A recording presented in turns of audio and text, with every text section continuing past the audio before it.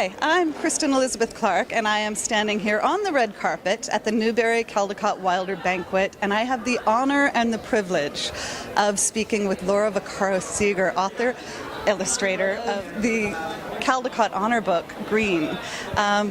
Congratulations and welcome. Thank you. Thank you so much. So this is not your first time to the rodeo. No, it isn't. I'm very excited, though. Just as excited, maybe even more.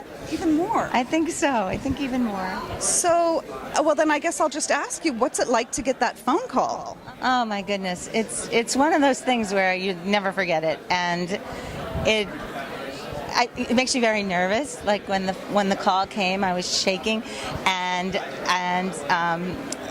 you know, the first question was, what were you doing when the phone call came? And I kind of like didn't even know what to say. I just sort of made up something. I just said I was walking around in circles or something like that. But I was just shaking and nervous and so happy. Well, I am so happy for you. Green is a lovely and beautiful book. And it's, you know, it works on a lot of different levels. I like it that there's this eco message, but you aren't hitting anyone over the head with it. And your books all seem to be pretty heavy on concept. Can you walk us through that? Like, what comes first? The words, the pictures, the images, the concept? How does that work? You know, I'm just a very conceptual thinker, and so to me, everything is conceptual. Everything is a concept. So the concept comes first. Like, what I usually latch on to something that I think is really cool, and then build a story around it. And then while I'm building a story around it, the pictures sort of start to begin in my mind, and then I start painting. So, but I'm sort of sketching and writing throughout.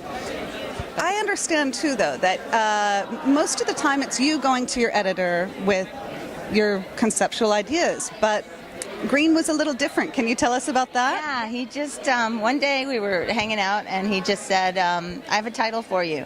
Actually, I think it was an email. He's just sent, I have a title for you, Green. And then, of course, we started to talk about it, and I said, well, what do you mean? And he said, no, I don't know what I mean. I just like that title. And so I set out to write, you know, one manuscript after another obviously about something environmental. But every time I finished a manuscript and showed it to him, and he said, that's good, go with that. And I began to illustrate it. It just didn't feel like my voice. And so at one point I even shelved the project completely, because I just felt like, you know what, it's just feeling forced, and it's feeling not like it's not my voice. And then one night late, like around midnight, I just started thinking about the color green and what that meant, and that naturally tied into the whole environmental thing all by itself. But the exploration of the color green for me was something that interested me so much. It was totally my voice. What's next? What's next? Well, a new book, Bully, is coming out in 2 weeks. I've actually seen it, and I love it. Yeah, it's about a little bull who's being a big bully, or a big bully who happens to be a little bull. And I've written and illustrated and completed a new Dog and Bear Halloween book, which is coming out next year. And at the moment, I'm trying to figure out what the 2015 book is. I think it's probably going to be some sort of what Neil and I call extravaganza book, which, you know, is what green with the die cuts. It's something that's kind of like bigger than a regular picture book. I'm not sure what it is, but I'm working on figuring that out right now. A question that we're asking our guests here on the red carpet this evening, in a nod to this year's Caldecott winning book, This Is Not My Hat, about the fish that steals the other fish's hat with bad consequences.